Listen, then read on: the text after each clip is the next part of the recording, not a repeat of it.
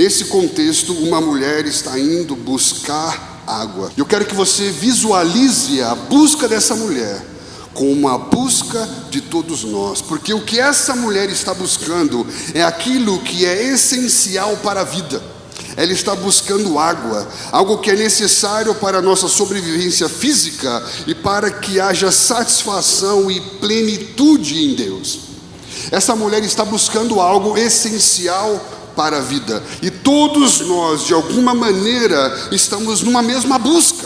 Jesus está dizendo que aqueles que se voltam para Ele, aqueles que creem nele, aqueles que o recebem, são completamente saciados. Ele diz que essa água física sacia uma sede do corpo. Essa água física sacia uma sede que passa, e você volta a ter sede, e você volta a buscar água, e você volta a ter sede. Mas ele diz que eu tenho uma água que é viva, que sacia a sede da alma, a sede que mata a sede de uma vez por todas. A água que mata a sede de uma vez por todas. Todos estão buscando essa água, a água que mata a sede de uma vez por todas, mas todos encontram a água que faz você voltar a ter sede. Quantas vezes você já buscou se saciar em algo que depois que você encontrou, fez você querer buscar de novo? Porque na verdade aquilo que você achava que ia saciar, não saciou, e você continuou sentindo falta de algo que não encontrou. A busca dessa mulher é a busca de todos nós, né? E eu quero te dar uma boa notícia. Quando você busca algo, e quando você procura encontrar algo a partir da sua procura, isso se chama religião. Quando você é encontrado por aquilo que você está buscando, isso se chama salvação. Essa mulher encontrou ou foi encontrada? Foi encontrada. As coisas que nós encontramos são as coisas que nós buscamos. Agora somos encontrados por aquilo que Deus está buscando, eu e você. Isso é graça. Estão entendendo? Aquilo que depende da sua força para encontrar é religião. Aquilo que faz com que você seja encontrado por tudo aquilo que você buscou a vida toda, isso é graça. Isso é graça. Essa é uma história da busca de todos os homens e de uma mulher que, na busca por algo que ela precisava, ela acabou sendo encontrada. Isso é graça. Que sejamos encontrados nessa noite. Todos estão numa busca, e essa busca, de alguma maneira, ela vai te colocar num movimento. Na verdade, todo o universo está se movendo. O universo continua se movendo o tempo todo, e nada no universo está parado. E se Deus continua se movendo através do tempo, através do espaço, através das gerações, segundo a sua determinação e propósito, precisamos entender que estar parado não significa estar parado, mas significa estar retrocedendo. Todos estão numa busca, e todos deveriam estar se movendo a partir de ser encontrado pela graça. Mas muitas vezes nós estamos parados num lugar de estagnação. Por isso nós estamos falando sobre você precisa dar passos nessa noite. Passos em direção àquele que está te encontrando. Por que passos? Porque se eu não dou passos, eu fico estagnado. O que é estagnado? É ter uma sensação de estar parado. Mas se tudo está se movendo, na verdade você não está parado, você está retrocedendo. Você já teve a sensação de estar estagnado e se ver fazendo coisas que há muito tempo você não fazia? É porque quando você para, você não para, você retrocede. Por quê? Porque Deus continua se movendo. Então você não pode parar. Nós precisamos continuar avançando. Essa mulher, ela sai de um lugar de estagnação, de escassez, de uma procura insaciável, para ser encontrada por uma graça que coloca ela dentro de um fluxo perfeito da vida. Essa mulher estava num estado de estagnação. Ela estava vivendo a repetição incômoda dos mesmos ciclos, das mesmas dores, das mesmas quedas, das mesmas dificuldades, até que ela foi encontrada por aquilo que ela estava procurando. E até que esse encontro com aquele que é a fonte da vida colocou ela dentro de um fluxo perfeito. O que é o fluxo? Fluxo é um movimento contínuo, alinhado com os pensamentos e os caminhos de Deus. Fluxo é uma árvore plantada junto ao ribeiro das águas. Estão entendendo? Não sou eu que faço força para as coisas acontecerem, mas é Deus que se move atrás de mim, porque Ele faz as coisas acontecerem. Para que eu saia desse lugar de estagnação, para que eu saia desse lugar de ficar buscando incansavelmente algo que não me supre, e seja encontrado por uma graça que me coloca num fluxo perfeito. Estão entendendo? Um movimento perfeito. E aquilo não é você que move, é algo que move-se através de você. Você precisa dar passos. Livre-se dos ambientes de conflito e miopia espiritual. João capítulo 4, versículo 1 diz: quando Jesus ficou sabendo que os fariseus ouviram falar que ele estava fazendo e batizando mais discípulos do que João, embora não fosse Jesus que batizasse, mas os teus discípulos, saiu da Judéia. Repita comigo: saiu da Judéia. E o texto fala que ele voltou novamente para a Galileia, que era um circuito, era uma região muito ampla. Olha que interessante. Primeira coisa, para que eu possa sair de um lugar de estagnação, para que eu possa sair desse lugar de escassez, eu preciso me mover, eu preciso sair de ambientes de conflito, sair de ambientes de miopia espiritual. Onde que Jesus estava? Jesus estava num ambiente em que havia ali um excesso de comentários contenciosos, desprovidos de verdade. O texto fala que os fariseus ouviram falar que alguém disse que Jesus fez algo que ele nunca fez. Você já viu isso em algum lugar já? Eu ouvi falar que alguém me disse que ouviu do outro, que viu alguém fazendo algo mais do que o outro. É mesmo? Esse lugar é um lugar pequeno. Esse lugar é um lugar de estagnação. Esse lugar não é um lugar de pessoas abundantes. Esse é um lugar de pessoas desocupadas das coisas de Deus e ocupadas demais de si mesmas. Precisamos sair de um lugar de estagnação para entrar num fluxo de vida. E o primeiro passo é: saia desse lugar de escassez para perceber que Deus está movendo algo muito maior do que você mesmo.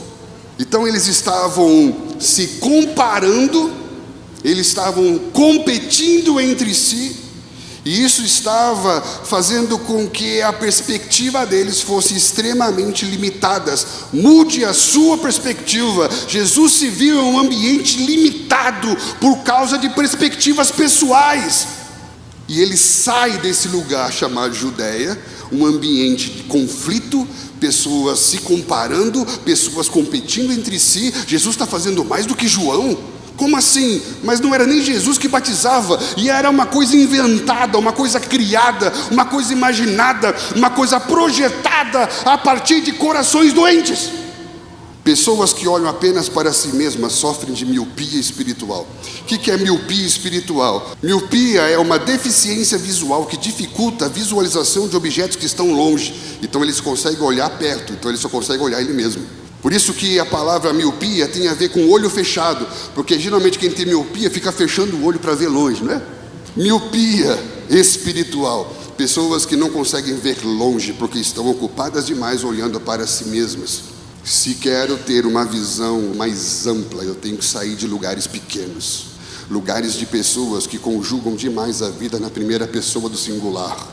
Tem pessoas que eu não consigo ouvir mais do que um minuto, porque ele fala tanto eu na frase dele, que parece que não tem mais a participação nenhuma de Jesus e da graça no que ele está fazendo.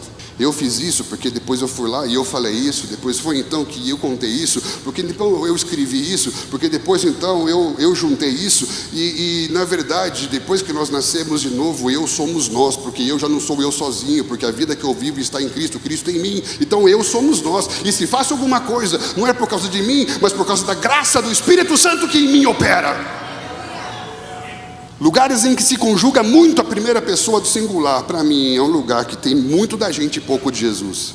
Como Jesus se comporta em um ambiente contencioso, de pressupostos individuais, de muita gente se comparando, se competindo, isso dá tanta preguiça, isso é tão chato. A perspectiva dos religiosos estava correta? Não!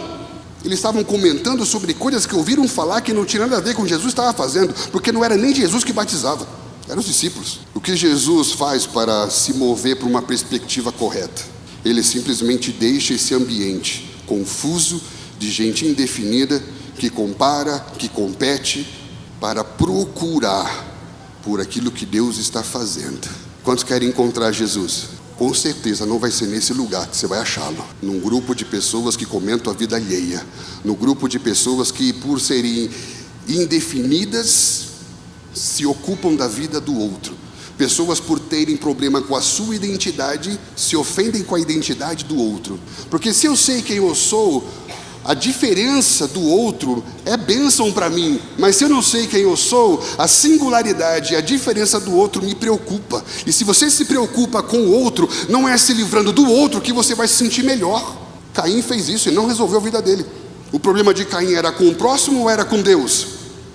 Pessoas que projetam as suas dores no próximo são pessoas que têm problema com Deus e não com o próximo.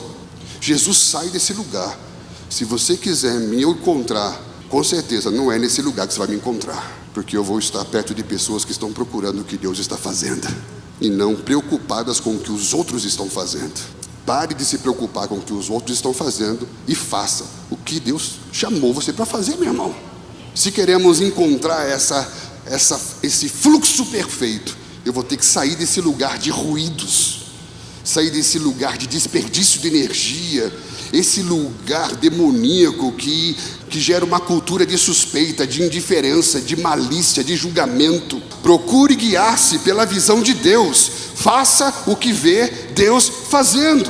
O que Jesus fez? Versículo 3 e 5 do João 4. Saiu da Judeia, voltou novamente para a Galileia. No entanto, era necessário que ele passasse por Samaria. Assim, chegou a uma cidade de Samaria, chamada Sicar, perto das terras que Jacó tinha dado ao seu filho José. O segundo passo é deixarmos de lado conflitos, deixarmos de lado partidos e irmos para um novo circuito. Vamos para Galileia. O que é Galileia? Um lugar mais amplo. O que é Galileia? É um lugar em que você vai procurar onde Deus está, o que Deus está fazendo. Deus está nesse ambiente limitado de comparação, de competição. Não, Deus está fazendo uma coisa maior. Estão entendendo? Então eu preciso sair desse ambiente onde Deus está. O que Deus está movendo. Homens olhando para homens se perdem em seus próprios questionamentos, sempre comentando, sempre comparando, sempre competindo, permanecem definidos em ambientes confusos.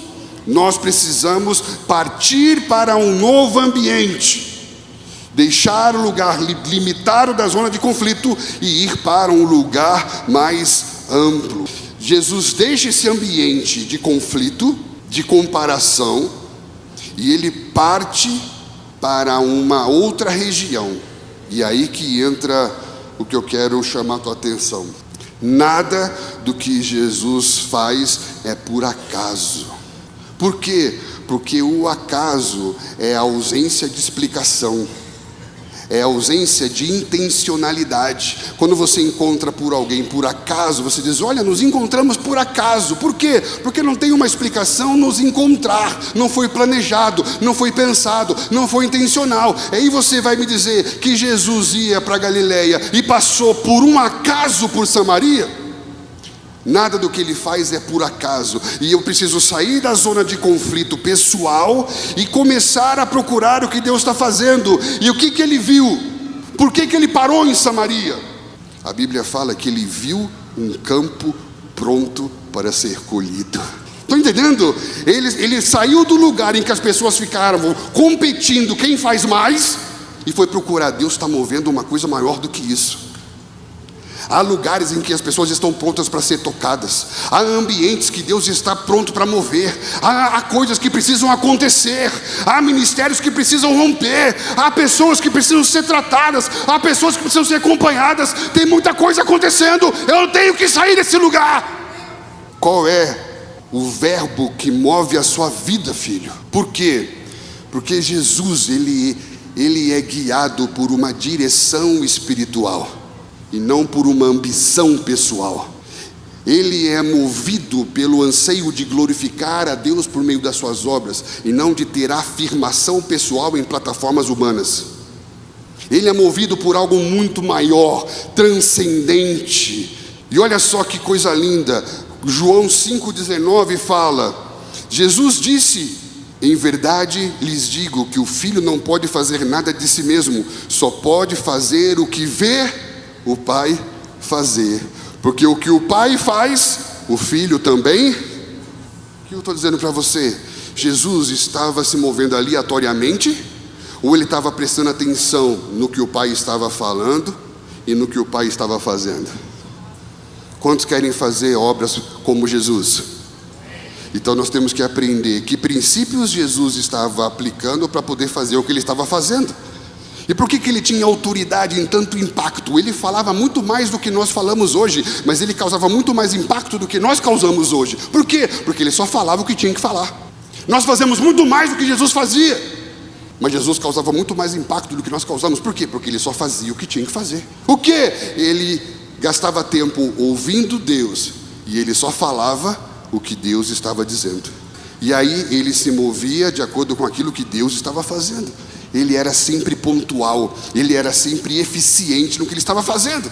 Então eu tenho que sair de um lugar de conflito pessoal para ir para um lugar mais amplo, percebendo o que Deus está movendo, para onde que a nuvem está indo. Olha João 5,30: eu não posso de mim mesmo fazer coisa alguma, como eu ouço, assim eu julgo. O meu juízo é justo, porque não busco a minha vontade, mas a vontade do meu Pai que me enviou. Antes de fazer algo, pare, ouça, veja, observe, depois caminhe. Tão importante quanto se mover é entender qual é a palavra que te move. O Pai e o Filho são um, e o Filho é o verbo do Pai. O verbo é ação. Então Deus move na terra por meio da sua palavra, que é o seu filho. Estão entendendo? Por isso que quando ele estava se movendo, a palavra do pai estava se movendo, e tudo que ele falava, o pai entendia que era a palavra dele e fazia acontecer. Então nós precisamos ser mais pontuais em ouvir e observar, para depois fazer. Até quando vamos fazer e depois pedir para abençoar quando nós já fizemos? Tem alguém aí? Nós gastamos mais tempo tendo que resolver os problemas que foram causados por fazermos o que não era para fazer, do que se nós tivéssemos esperado para fazer o que tinha que ser feito. João 8,28 fala: quando vocês levantarem o Filho do Homem, então saberão que eu sou, e que nada faço de mim mesmo, mas falo exatamente o que o meu Pai me ensinou. Percebe? Ele sai de um lugar em que as pessoas estão falando de si, e ele fala: eu preciso ir para um ambiente mais amplo. O que Deus está fazendo? O que Deus está movendo? O que Deus está falando? Pelo amor de Deus, querido. Terceiro passo: perceba a estação espiritual que você está vivendo. Olha que lindo isso daqui. João 4,35 diz: vocês não dizem, só daqui 4 meses haverá colheita? Eu digo a vocês, abram os olhos, vejam os campos, está tudo pronto. Você está num lugar pequeno de comparação, de competição. Isso me lembra muito Saul, porque Saul ele tinha uma grandeza, mas o profeta fala que ele se via pequeno aos seus próprios olhos, e por isso que ele ficou muito incomodado com Davi. Porque quando eu me vejo com um olhar de inferioridade, eu tenho muita dificuldade de reconhecer o valor do outro. E aí eu fico nesse lugar improdutivo e estéril, que gera um ambiente contencioso em que Jesus não fica. Onde está Jesus? Fazendo a obra do Pai. Onde você está, meu irmão? Seja guiado por uma palavra. Observe, tem tanta coisa linda acontecendo aqui, tanta coisa que Deus está fazendo nesse tempo, nessa cidade. Pare para ouvir, pare para perceber. Por quê? Porque quando você conseguir se conectar, você vai perceber Deus abrindo os seus olhos. Veja, veja, veja os campos. O que ele está dizendo? Veja, está tudo pronto, eu já fiz, só vai. Jesus foi guiado por uma visão espiritual. Ele estava vendo algo que ninguém estava vendo. Por que ele passou por Samaria? Porque ele foi guiado por uma visão espiritual. Deus, esse lugar aqui não dá. Muita confusão, muita religião e pouca graça. Para onde que eu vou? Onde o Senhor está? E ele foi sendo guiado pelo que Deus fala e pelo que Deus está fazendo. De repente ele parou num poço e viu espiritualmente uma cidade que estava pronta para ser tocada. Jesus foi guiado por um propósito. Deus está fazendo algo e parece que ninguém estava percebendo. Até os discípulos que estavam com Jesus parece que não estavam percebendo. Deus está fazendo algo. Os discípulos não estavam vendo, os discípulos não estavam percebendo, mas isso não quer dizer que Deus não estava fazendo. O fato de você não perceber que Deus está fazendo algo, não quer dizer que Deus não está fazendo algo. Jesus fala uma profecia para os últimos dias, e ele fala que uma marca dos últimos dias será como nos dias de Noé. Sabe qual é? Que as pessoas não perceberam o que estava acontecendo. Estavam tão envolvidos consigo mesmo, com as suas próprias coisas. Haviam já várias gerações, desde Enoque, Matusalém, Noé, pregando arrependimento. Mas eles não perceberam que Deus estava fazendo uma coisa. Deus está fazendo algo, querido. E eu quero te dizer algo com todo o temor do meu coração. Muitas coisas que você acredita que vão acontecer no futuro, já estão acontecendo. Ele fala, você acha que daqui 4 meses vai vir uma colheita? Eu digo, a colheita já está pronta. Jesus vai voltar no futuro. Ele já pode estar voltando. Coisas que você está lançando para o futuro, acomodando você num lugar de religiosidade. Ele está dizendo, aviva-te. O que é? Desperta, desperta. Porque aquilo que você está achando que vai acontecer amanhã, eu já estou fazendo. Coisas que você está achando que ainda vai demorar para acontecer, Ele já está fazendo. E por que não percebemos? Porque não estamos prestando atenção no movimento. Deus está fazendo algo. A mulher samaritana chega para Jesus e fala assim, não, eu sei, quando o Messias vier, Ele vai explicar. Isso que você acha que vai acontecer amanhã, eu sou, aqui e agora. Coisas que você está se acomodando na ideia de acontecer amanhã, irmão. Viva isso agora, porque fé é antecipar realidades. Fé é conseguir ver aquilo que ainda não se vê, tocar o que não se toca, porque para Deus já é, mas se torna realidade para aquele que crê. Precisamos sair desse lugar pequeno, precisamos ir para um lugar mais amplo, precisamos parar para ouvir e ver o que o Senhor está fazendo, e nos dar conta de que aquilo que nós achávamos que ia acontecer amanhã, já está acontecendo. Eu sou o Messias, eu estou aqui. Pare de fazer força, deixa a graça de Deus mover a sua vida, só vai. Esse é o fluxo. O fluxo perfeito da vida é quando você percebe que o Senhor está movendo e você simplesmente entra no movimento de Deus. Não é o quanto você faz força, mas é o quanto você se rende àquele que é forte. O texto de João 4,7 fala, nisso veio uma mulher tirar água. Jesus lhe disse, dê-me um pouco de água. Você estava num lugar pequeno de conflitos e perspectivas pessoais. Você sai, vai para um lugar mais amplo, começa a prestar atenção, ouvir e ver, e você é impactado por ver que já está tudo pronto e coisas que você achava que ia acontecer no futuro já estão acontecendo. Só que aí, de repente, para que essas coisas se concretizem, Deus vai colocar na sua vida pessoas. Tocaremos o mundo através de pessoas, uma de cada vez. Num mundo de caçadores de bênção, num mundo de sobreviventes, num mundo em que as pessoas estão focadas em projetos pessoais, um projeto de vida boa, ou um projeto de ter uma vida bem sucedida, se desumanizaram, porque o mundo começou a amar coisas e usar pessoas. Muitos se apropriam dessa ideia de ter uma visão ampla, de encontrar uma bênção, de prosperar, como um meio de simplesmente se tornar o fim de toda a bênção de Deus. Mas nós não somos fim de toda a bênção de Deus, nós somos meio pelo qual Deus vai abençoar um mundo de gente. Querido, você precisa repensar quem são os seus referenciais. Seus referenciais são milionários ou são missionários? Parece às vezes que os nossos referenciais de sucesso são os milionários, mas na história da igreja, os referenciais de sucesso foram os missionários. Desculpa, mas não me importo com quanto você ganha, eu me importo com quantas pessoas você toca com o que você faz.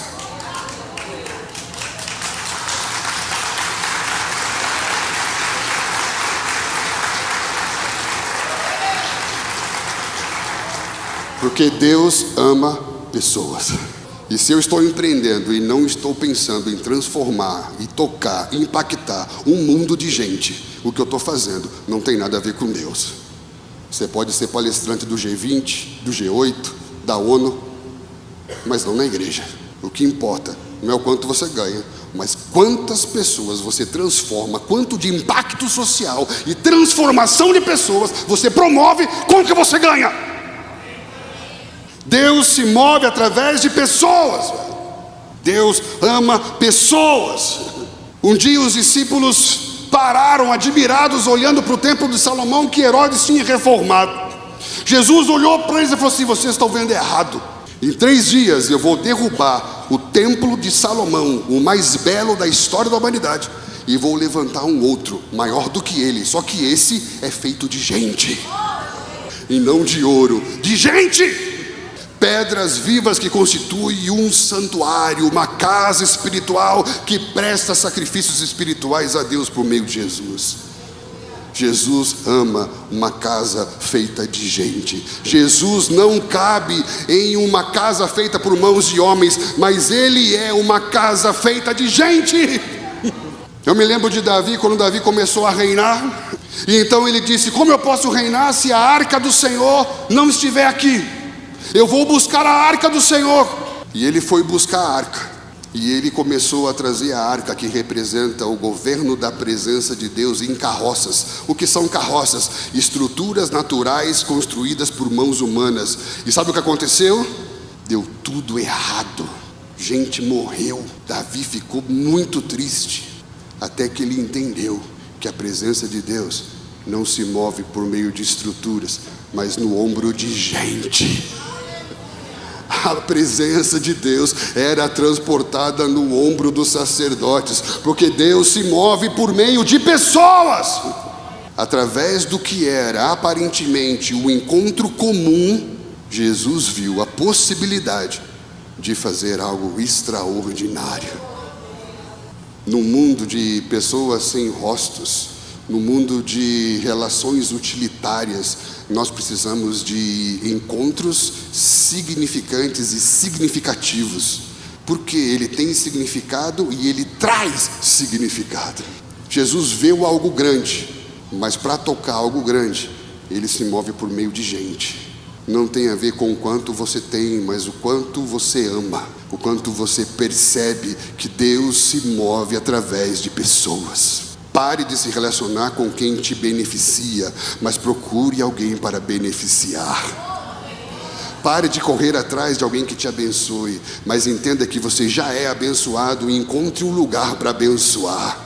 Eu acho sensacional que Jesus viu em uma mulher culturalmente menosprezada, emocionalmente arrasada, fisicamente cansada, espiritualmente desorientada. Ele viu nessa mulher potencial para mudar a história de uma cidade toda.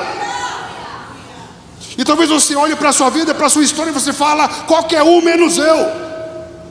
Talvez você pense: minha hora já passou. Talvez você pense: a minha história me condena. Talvez você pense: eu estou muito cansado. Talvez você pense: eu estou esgotado. Talvez você pense: não sou digno. Talvez você pense: isso não é para mim, pastor. Se você está sentindo alguma coisa disso que eu falei, você é o tipo de gente que Jesus vai encontrar nessa noite. Ele não veio para os que têm argumento, ele vem para os quebrantados. Eu não sei qual é a sua história, eu não sei que tipo de situação você enfrenta, mas eu acredito com todo o meu coração: não subestime as pessoas, porque Deus acessa realidades, Deus transforma realidades por meio de pessoas. Existe um princípio que nós chamamos de princípio de acesso. O que é o princípio de acesso? Parece que o inferno usa esse princípio muito melhor do que a gente, porque foi o que ele aplicou lá na queda. O que ele pensou? Eu preciso desestabilizar o ambiente. Havia um ambiente perfeito chamado Jardim no Éden, e ele pensou: para desestabilizar dentro, eu preciso de alguém que me dê acesso.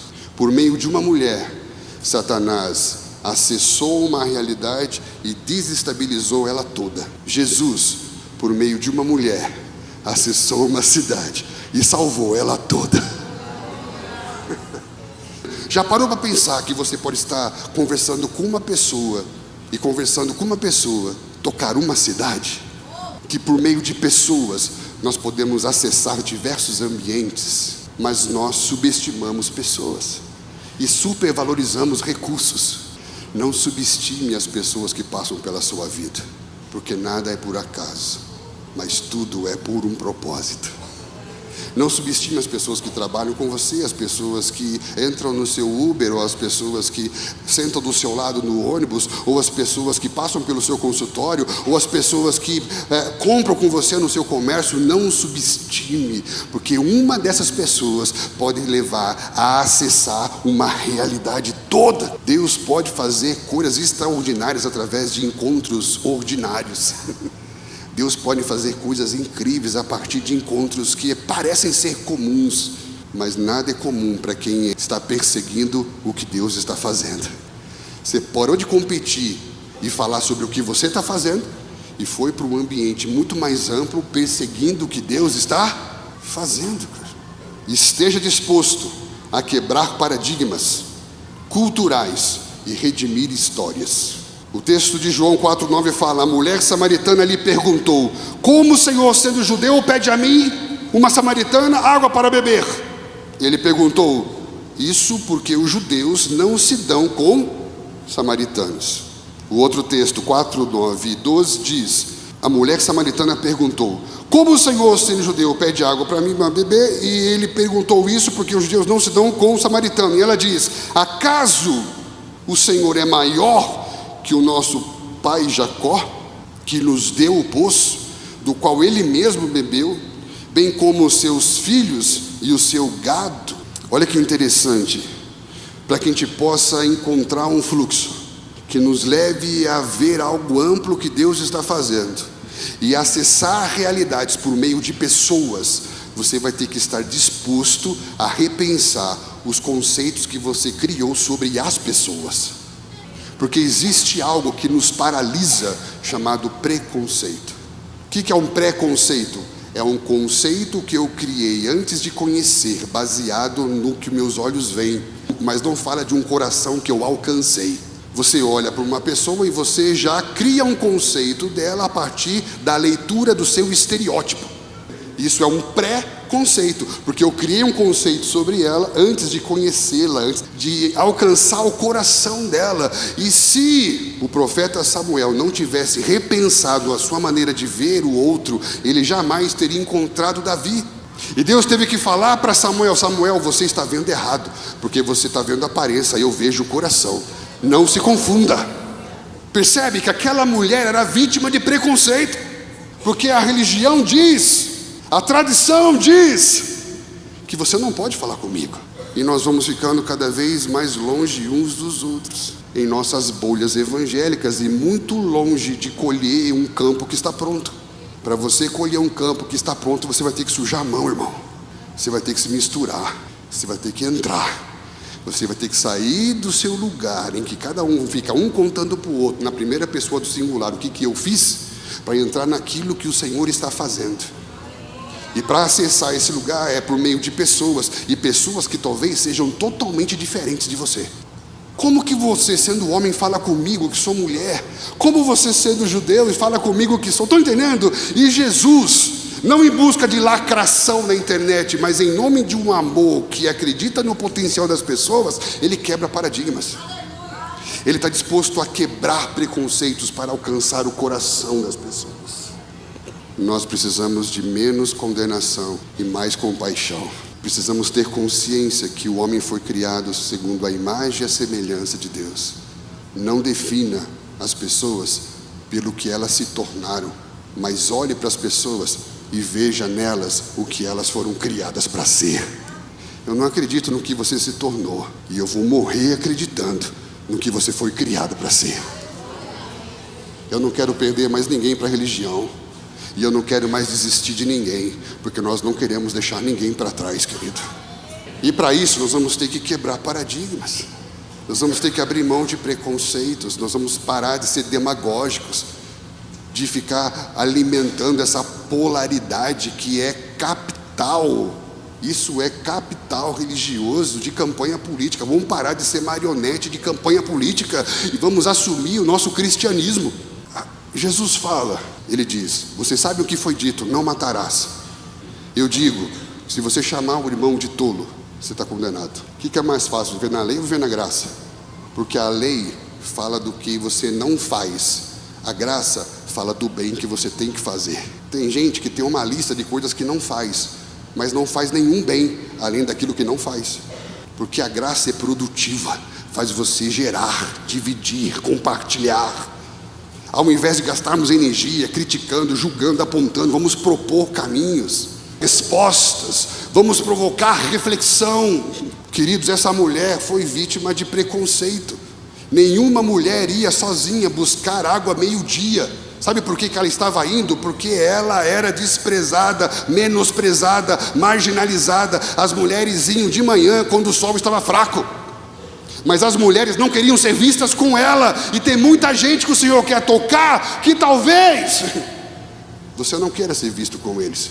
Que Deus nos ajude. Deus quer fazer coisas grandes, mas Ele faz isso através de pessoas, de todos nós. Essa mulher, ela tinha que quebrar paradigmas culturais, religiosos, espirituais. Jesus estava falando de uma realidade espiritual. Ela estava pensando: tá, mas você não tem balde, como você vai pegar essa água que você está me prometendo? Você não tem balde. Ele fala: filho, eu não estou falando de coisas naturais. Nicodemos diz: eu vou ter que voltar para a barriga da minha mãe. Ele falou assim: não, eu não estou falando desse novo nascimento. Estou entendendo? São barreiras que precisam ser rompidas e quebradas. Você sabia que Israel se dividiu em reino do norte e reino do sul? E que o reino do norte ficou com 10 tribos.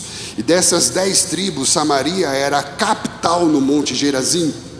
Então Samaria era a capital do reino do norte, que haviam as 10 tribos de Israel.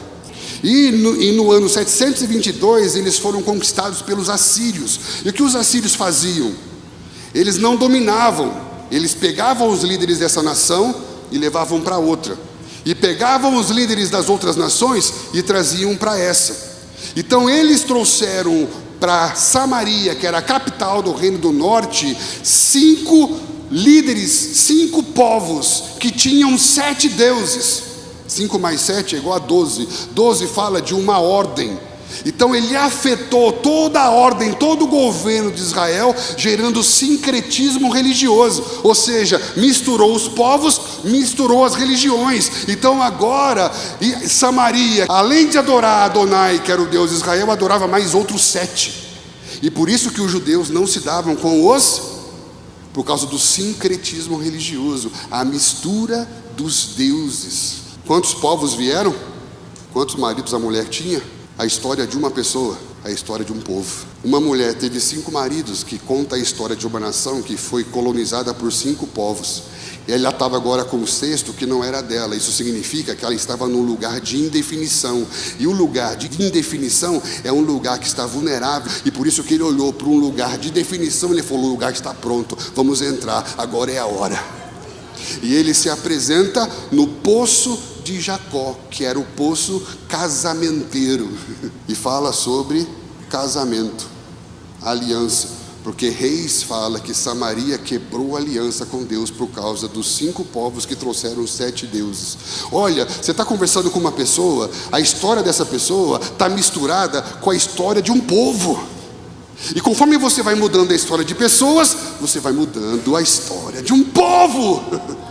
Você começa a ter uma visão muito mais ampla das coisas. E você não subestima e menospreza as pequenas iniciativas, os pequenos acontecimentos, os pequenos encontros, as pequenas conversas.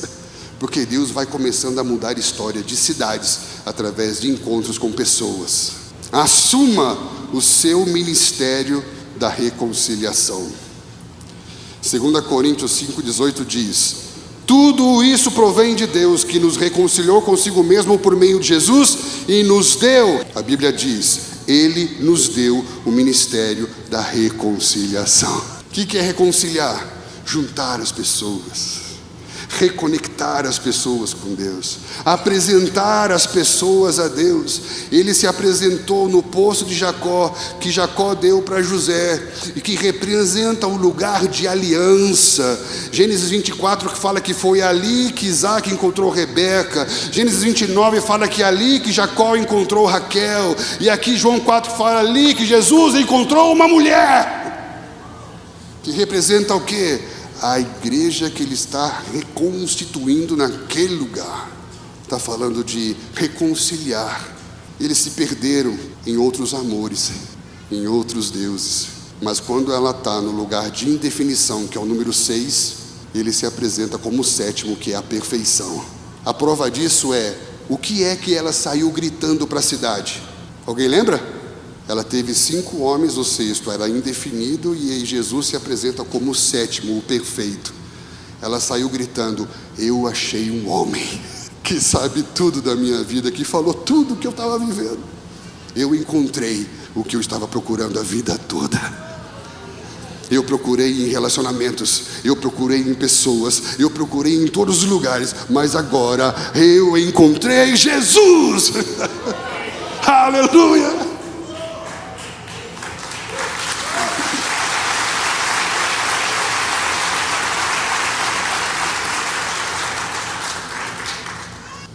Era uma mulher de talhas vazias. Estão entendendo? Era uma mulher de talhas vazias. Era uma mulher de cântaros vazios, que estavam em busca de preenchimento. E de repente ela deixa as talhas vazias para trás, e ela foi para uma cidade cheia. Porque o que ela estava buscando, na verdade, não é a água que você depois volta a ter sede, mas é a água que faz com que você depois nunca mais tenha sede. E quando você bebe dessa água, você deixa de ser alguém buscando sempre se preencher em algo, para dividir com o outro aquilo que já te encheu. Porque quanto mais você flui, mais você tem. Quanto mais você dá, mais você recebe. Quanto mais você serve, mais você cresce. Essa é a matemática de Deus. Encontre o sentido da vida na história de Deus. Cuidado para você não falar sim para a pessoa certa pelo motivo errado. Porque quando Jesus disse para ela: eu tenho uma água que se você beber você nunca mais terá, o que ela diz? Me dá dessa água. Ele diz: por quê? Porque eu não preciso mais vir aqui buscar. Ela disse sim para a pessoa certa, mas pelo motivo errado. Porque ela disse: eu quero o que você tem para me dar, porque isso vai melhorar minha vida, porque eu não vou ter mais trabalho, porque eu vou viver uma vida boa. Jesus disse assim: veja bem, querida, deixa eu te explicar melhor. Eu não vim aqui para melhorar a sua história. Vai buscar o seu marido. Ela diz: eu não tenho marido. Eu sei, a sua história é uma desgraça.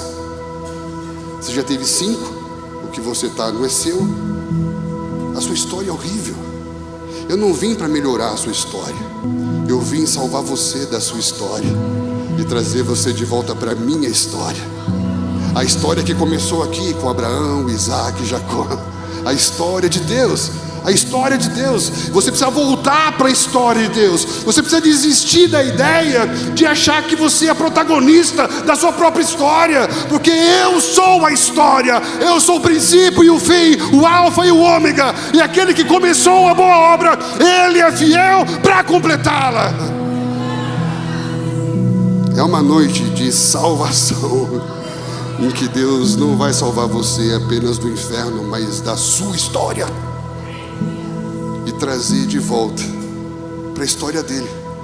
A prova é que ela deixou o que estava buscando para si e foi buscar uma cidade para Jesus. Ela parou de procurar um Jesus que melhorasse a sua história para contar a história de Jesus para todas as pessoas.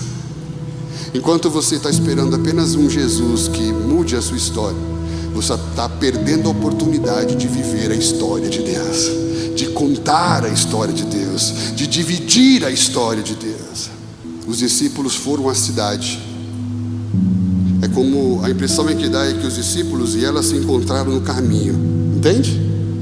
Porque os discípulos estavam indo para a cidade e ela estava saindo da cidade para buscar água.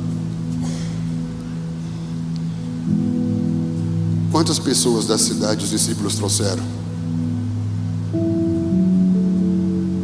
Nenhuma. Eles só foram fazer compras na cidade e voltaram com produtos que compraram na cidade. Agora aquela mulher trouxe uma cidade. Como que você vê Sorocaba? Eu não quero apenas consumir o que a cidade tem para oferecer, porque nós temos algo para derramar sobre a cidade. Você tem algo para derramar sobre a cidade. A minha oração é que nessa noite você deixe aqui nesse altar o seu cântaro. Está entendendo? A sua busca pessoal, o seu projeto pessoal, ele pode ser bonito, ele pode ser lindo, mas o de Deus é muito maior. E dizer: Deus, eu quero não mais viver em busca de encher meu balde, de encher minha talha. Eu não quero mais viver em função de preencher de forma finita, transitória e passageira aquilo que temporariamente me faz sentir melhor. Eu quero ser fonte. Eu quero que o rio que nasce debaixo do trono de Deus e passa pelo Cordeiro passe pelo templo e toque o mar morto, como na visão de Ezequiel. Esse lugar tem que ser uma fonte. Uma mulher que Jesus não deu aula, que Jesus gastou talvez algumas horas, trouxe uma cidade. Discípulos que estavam andando com ele há anos trouxeram produtos. Como você vê essa cidade? Nós ficamos às vezes nos batendo dentro do templo, comparando o que um faz com o que o outro faz. Jesus está chamando você: olhe para os campos. Deixa eu usar você. Seja uma fonte. Eu vou encher tanto você que você vai transbordar. Transbordar. Isso faz sentido para você?